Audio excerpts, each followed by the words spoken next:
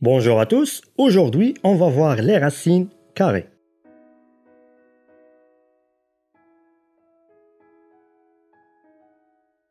Quelle signification a ce symbole de forme V prolongé par une barre horizontale qu'on nomme le radical? Comment calcule-t-on la racine carrée d'un nombre donné? Quelles sont les opérations mathématiques et les règles de calcul entre ces derniers? Comment les fait-on? Et pourquoi beaucoup ont du mal à appréhender cette notion qui pourtant n'est pas si difficile?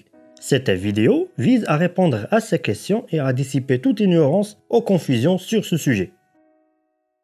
Sans tarder, commençons par le commencement. Par définition, la racine carrée d'un nombre réel positif x est l'unique réel positif a dont le carré vaut x. Autrement, c'est le nombre qui, lorsqu'il est multiplié par lui-même, donne le nombre x. On le note ainsi et on le lit racine carrée de x ou racine de x. Exemple, cherchons le nombre positif a qui a pour carré 25. Ce nombre a, comme on a dit, est par définition est la racine carrée de 25. N'oublions pas que le carré n'est rien d'autre que le produit de a par lui-même. Dans ce cas, le a est évidemment le 5, puisque 5 fois 5 ou 5 au carré vaut 25.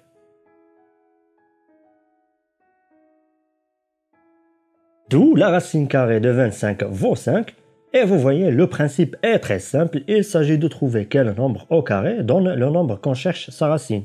Donc on a 5 au carré et bien sûr 25, d'où la racine carrée de 25 au carré est égale à 25. À partir de là, vous constatez que la mise au carré d'un nombre qui est une racine annule ou supprime le symbole de la racine de ce nombre. Et ne restions qu'avec le nombre en dessous. On dit que le carré annule la racine. Une petite remarque, si la racine carrée d'un nombre a est un entier, on dit alors que a est un carré parfait. La racine carrée de 25 est un nombre entier, le 5, donc 25 est un carré parfait. De même, la racine de 16 est 4, donc 16 est un carré parfait. Cependant, une racine carrée ne peut pas toujours s'écrire sous forme d'un décimal ou d'une fraction. On ne peut pas écrire ce nombre autrement. Soit on le laisse avec le radical, le symbole de la racine, comme par exemple ici, racine carrée de 2 ou racine carrée de 5, qu'on appelle d'ailleurs l'écriture exacte de la racine carrée. Alternativement, nous ne pouvons fournir qu'une approximation de ce nombre réel. Récapitulons, on a dit la racine carrée d'un nombre positif x est le nombre a dont son carré est le x. Et on précise ici qu'il est positif. Il est impossible d'avoir une racine carrée d'un nombre négatif. Exemple, la racine carrée de moins 16 est le nombre dont son carré est moins 16. Or, on sait que le carré est la multiplication du nombre par lui-même. Trouvons donc un nombre a tel que a fois a égale à moins 16. En essayant toutes les situations envisageables, le seul cas possible pour avoir moins 16 est de multiplier moins 4 fois 4. Mais moins 4 est différent de 4. Donc on n'a pas réussi à trouver un produit du même nombre. Puisque si on essaie d'avoir le même nombre, par exemple moins 4, on obtiendra 16 au lieu de moins 16. Donc attention, racine carrée de moins 16 n'existe pas, elle n'a pas de sens. Un nombre négatif n'admet pas de racine carrée dans le monde des réels. Pour conclure cette première partie, regardons quelques valeurs exactes que vous devriez connaître. Cette table nous permet de connaître les racines carrées remarquables à partir des carrés parfaits. Exemple, 9 fois 9, ça donne 81. Et par conséquent, racine carrée de 81 est 9.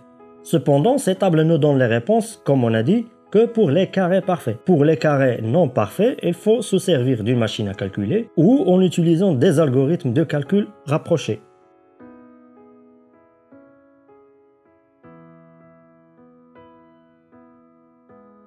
Examinons maintenant les propriétés de base des calculs entre racines. Et commençons par la plus importante, celle de la racine carrée d'un produit. Si vous avez la racine carrée du produit de deux nombres, ceci est égal au produit des racines de chaque nombre séparément.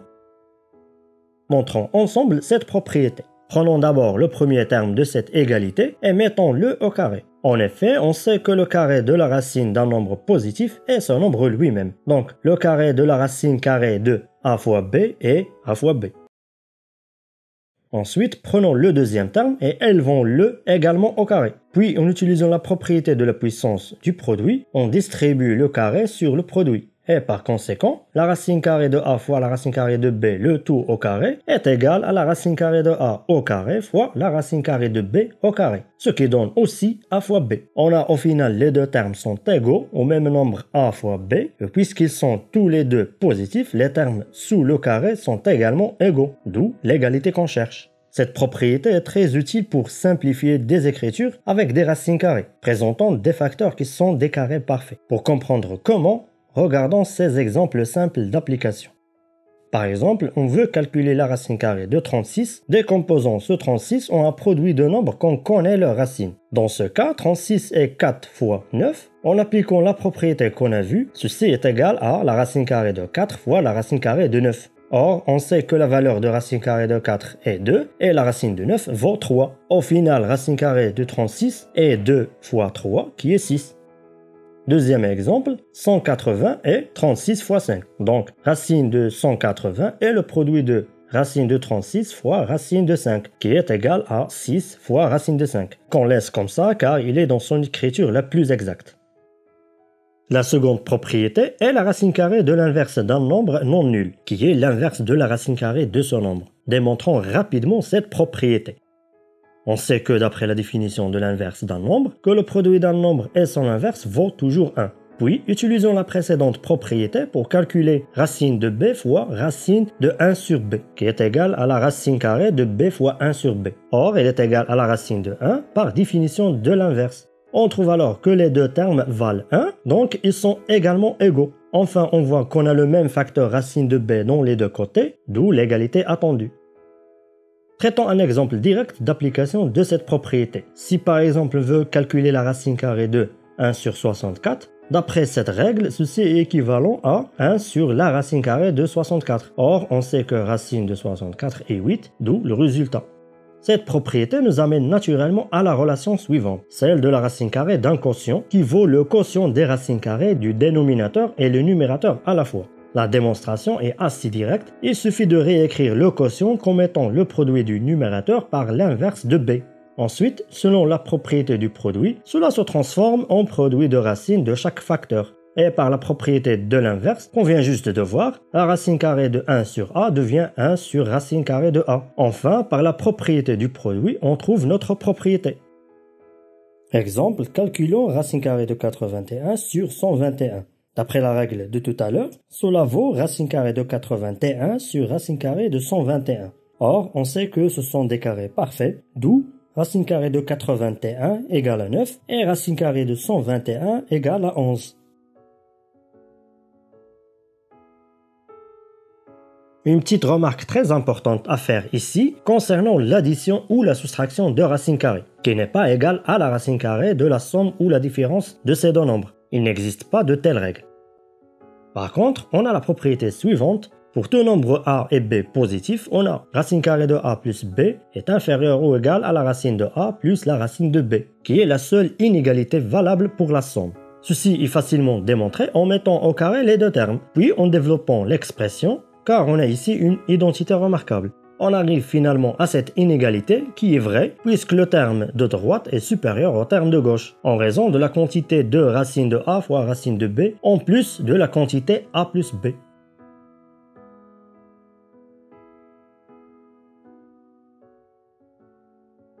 Continuons avec nos remarques. Si vous vous rappelez, par définition de la racine carrée, qui est, on a dit, toujours supérieure ou égale à 0, on a dit que la racine annule le carré d'un nombre. Il faut faire attention, pour être précis, il faut écrire que racine carrée de a au carré est égale à la valeur absolue de a, mais pas a. Cela veut dire que si vous avez une racine carrée d'un nombre négatif au carré, il faut prendre son opposé et pas le nombre négatif. Par exemple, la racine carrée de moins 13 au carré est 13. Mais pas moins 13, car n'oubliez jamais la racine d'un nombre est toujours positive. Vous remarquez donc que la racine a annulé le carré, toutefois on n'a pas gardé moins 13, mais 13, d'où sa valeur absolue. Si ce concept vous paraît étrange, retenez qu'il s'agit de la valeur numérique du nombre sans tenir compte de son signe. D'ailleurs, je vous encourage à regarder ma vidéo sur le sujet pour plus de détails.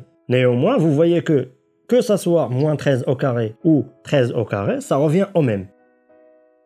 En revanche, si vous avez une expression dont son signe n'est pas connu à l'avance, la valeur absolue s'impose par précaution. De là, il faut faire la distinction entre le carré de la racine d'un nombre et la racine du carré d'un nombre, qu'on vient juste de traiter. Le premier cas est égal au radicande, ce qui est sous la racine, du moment où il est bien sûr positif. Par contre, le deuxième, il faut prendre la valeur absolue, c'est-à-dire si le nombre est négatif, on prend son opposé positif, sinon on le garde comme il est.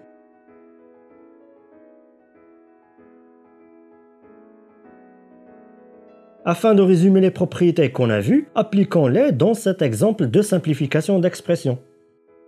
Soit l'expression A qu'on veut simplifier son écriture. La première étape consiste à développer chaque racine à part en le décomposant en facteurs de carré parfait. Par exemple, racine carrée de 45 n'est rien d'autre que racine de 9 fois racine de 5. Racine carrée de 80 qui est racine de 16 fois racine de 5, sans oublier d'utiliser la propriété de la racine du quotient. Ensuite, on applique la règle du produit des racines et on calcule les racines connues comme racine carrée de 16 qui est 4 ou racine de 9 qui est 3. En continuant de la sorte et en simplifiant les calculs, on arrive au final au résultat qui est beaucoup plus simple, qui équivaut à moins 5 sur 2 racine de 5. La découverte des racines carrées a permis de résoudre de nombreux problèmes dans des domaines variés tels que l'architecture, la physique et aussi dans la musique ou l'imprimerie. De plus, cette écriture de nombres avec des radicaux permet, comme on a vu, d'effectuer certains calculs tout en obtenant des valeurs exactes pour les résultats.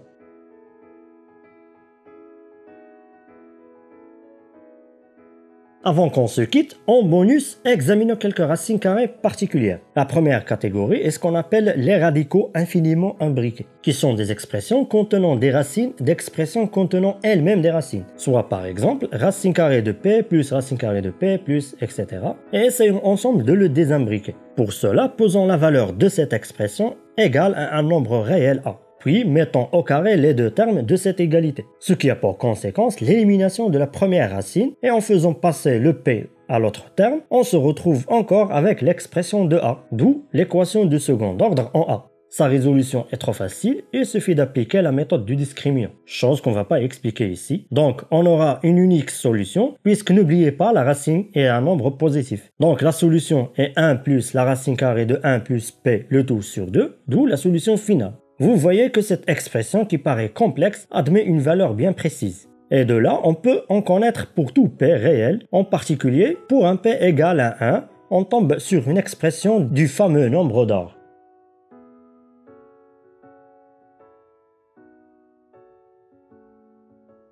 Enfin, regardons des exemples des radicaux infinis de Ramanujan, le célèbre mathématicien indien qui a posé ses problèmes au journal The Indian Mathematical Society, qui d'ailleurs ne se démontre pas facilement, mais lui, il les a résolus et a même donné leur généralisation pour tout n positif.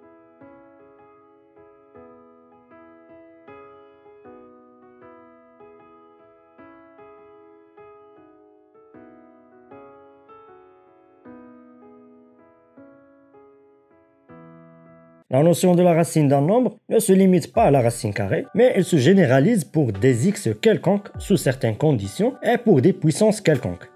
Voilà, j'espère que vous avez apprécié cette vidéo. Je vous reverrai bientôt pour une prochaine vidéo. Et bien, comme on a d'habitude, always ask science questions.